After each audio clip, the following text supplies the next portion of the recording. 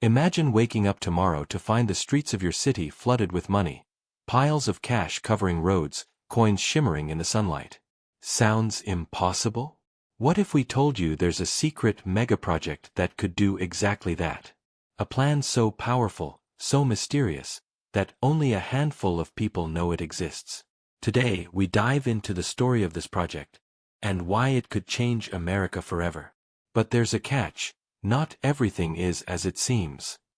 It started as a small rumor in Washington, D.C. People whispered about a project so big, it could change the country's economy overnight. No one knew the name. No one knew the details. But the excitement spread fast. Journalists tried to investigate. They found hints in government reports, a few unusual meetings, and strange budget allocations. Nothing concrete. Only whispers.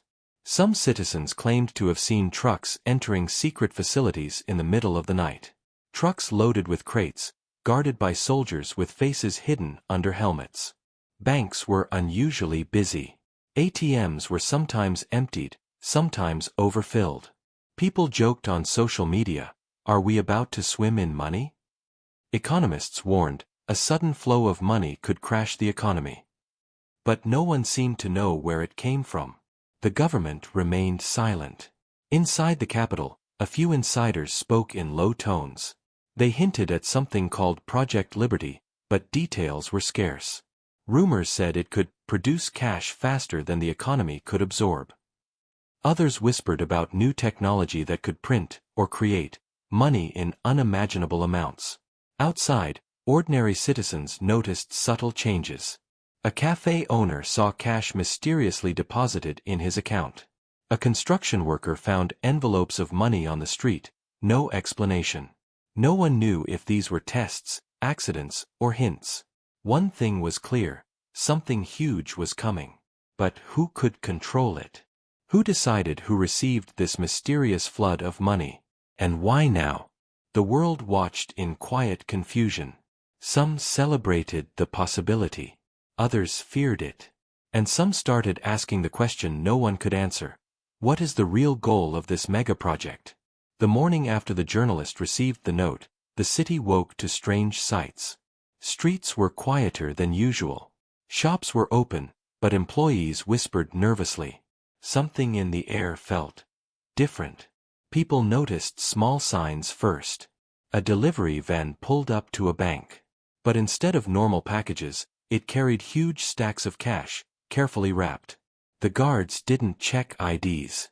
No alarms sounded. It was as if the money appeared out of nowhere.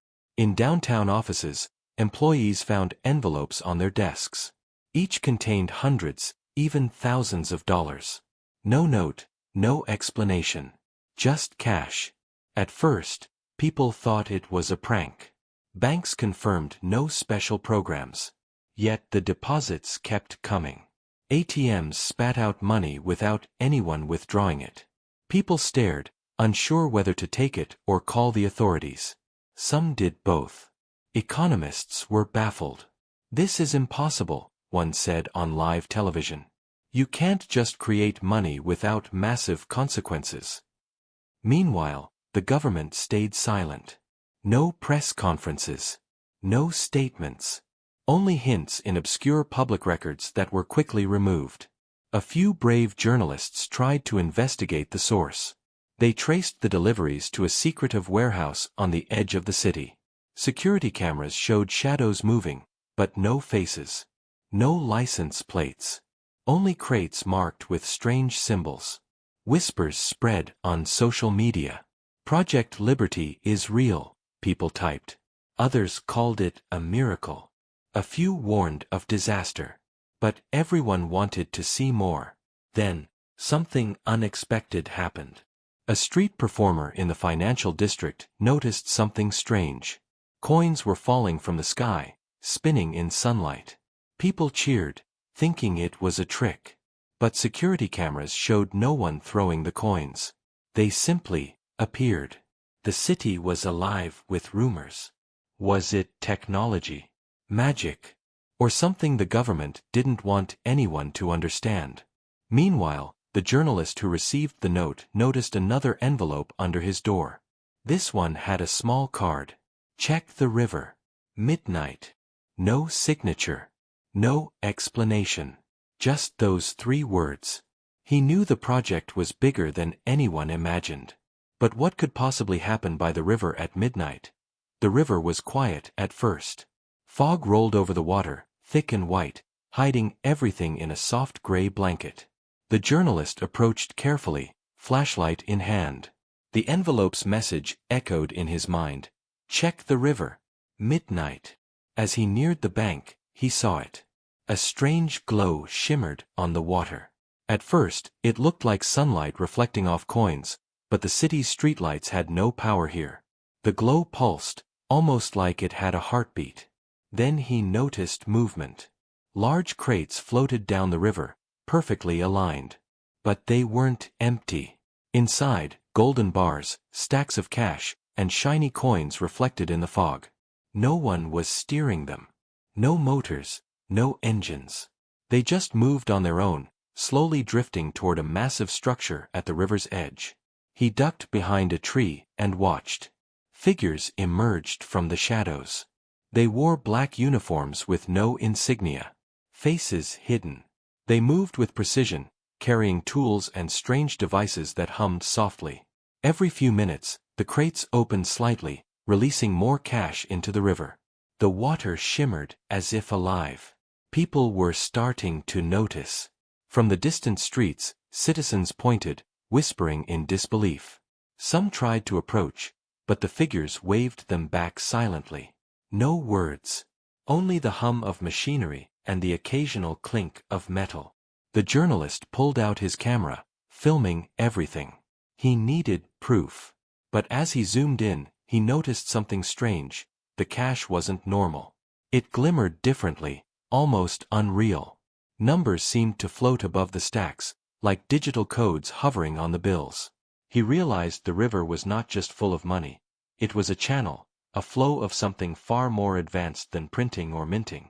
Something that defied explanation. Suddenly, a loud hum shook the riverbank. Crates floated faster, glowing brighter. Figures shouted in a language he couldn't understand. One figure turned toward him. Their eyes glowed faintly under the hood. The journalist froze, unsure if he should run or stay. Then, as quickly as it began, the glow faded. The river returned to its calm, fog-covered surface. The crates were gone. Only ripples remained. He returned to his apartment, shaken. The footage on his camera refused to play properly. On every screen, the image flickered. But one frame remained clear, a single symbol etched into the largest crate. A symbol no one recognized. No one knew what it meant. No one knew what would happen next. But the journalist felt it deep in his bones. Project Liberty was no ordinary financial plan. It was something alive. Something powerful. Something that could change the world, or destroy it. Morning came, but it brought no comfort. The city streets were quiet at first. People stepped outside slowly, eyes scanning the sky, and then they saw it. Money. Floating. Gliding. Billions of dollars drifting from above. It wasn't windy. It wasn't falling randomly. It moved with purpose, almost like it had a mind of its own. Children reached up, laughing. Adults hesitated, unsure if it was safe. Drivers stopped their cars. Banks reported impossible transactions. Cash appeared in accounts, yet no one touched the bills.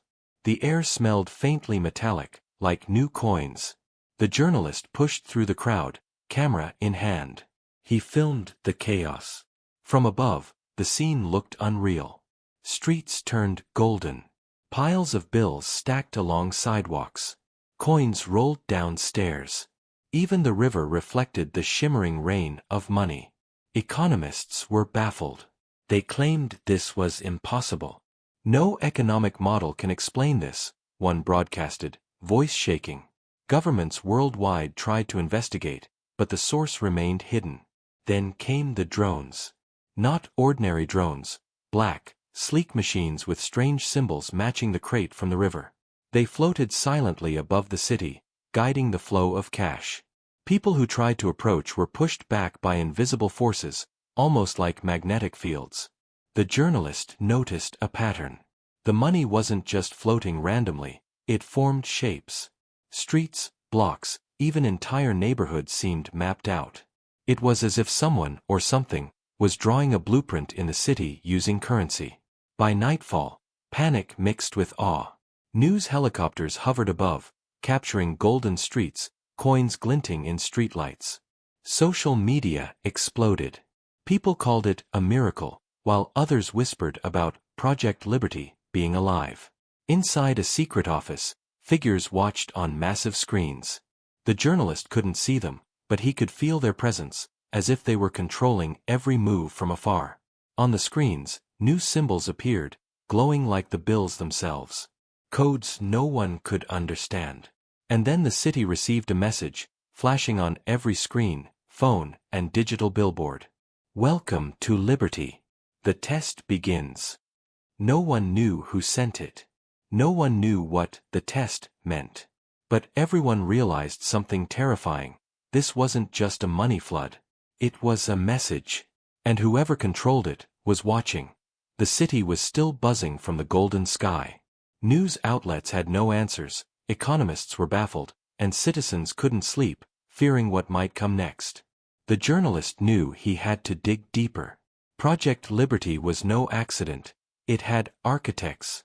And he intended to find them. Using the footage from the river and the floating cash, he noticed patterns in the drone's movements. They weren't random. They formed lines, symbols, even arrows pointing to one direction, the outskirts of the city. At night, he followed the signs. The streets were deserted. Fog rolled in, hiding the neon glow of distant buildings. He reached an abandoned industrial complex. Rusted signs warned of danger, but the air smelled faintly of metal and electricity. Inside, he discovered something he didn't expect. Walls lined with screens, showing live feeds of the city. Drones hovered inside, powered by strange engines that emitted soft golden light. And in the center, a figure stood. A person? No. The shape was humanoid, but its face glowed faintly, almost digital. It moved gracefully, monitoring the screens. The journalist ducked behind a crate, heart pounding. He tried to take photos, but the camera refused to function. The screens flickered, showing symbols and numbers that seemed alive. He realized these weren't ordinary humans. These were the architects of Project Liberty, entities that understood money, economy, and people in ways no one else could. They didn't just control the flow of cash, they controlled the perception of wealth, the very idea of value. A screen lit up, and a message appeared in English, though no one had typed it. You are curious. That is dangerous. The journalist froze. The figure turned, looking directly at him. He felt a strange pull, like the entity could see inside his mind. Questions flashed in his head. Why this city? Why now? What is the end goal? Then, another image appeared on the screen. A map of the entire country, with golden lines spreading from the city like veins. Phase 2 glowed in the corner. The project wasn't just local. It was nationwide. He fled before he could be discovered, heart racing. The streets were empty, the city silent except for the faint hum of drones in the distance. He knew the project had a plan, and he had just seen the blueprint. But understanding it was another matter. Back in his apartment, he reviewed the footage.